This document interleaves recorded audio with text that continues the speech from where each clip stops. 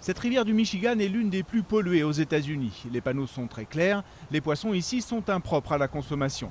Mais David, lui, n'en a cure. Lorsque sa mort, il sait de quoi sera fait son prochain dîner. Pour lui, la rivière est bien moins polluée qu'avant. Je me souviens, à une époque, la rivière passait tout l'hiver sans geler. Et maintenant, elle gèle à nouveau tous les ans.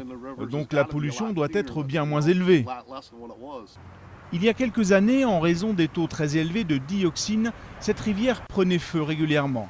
En cause, une usine toute proche du géant américain de la chimie Dow Chemicals. Mais l'industriel dit avoir fait d'énormes progrès.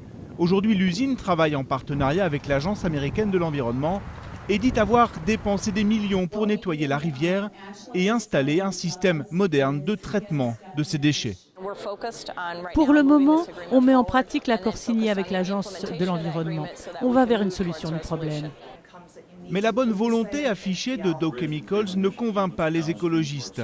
Dans la pratique, l'usine, disent-ils, continue de polluer, presque comme avant. Cette rivière est un bouillon de dioxine.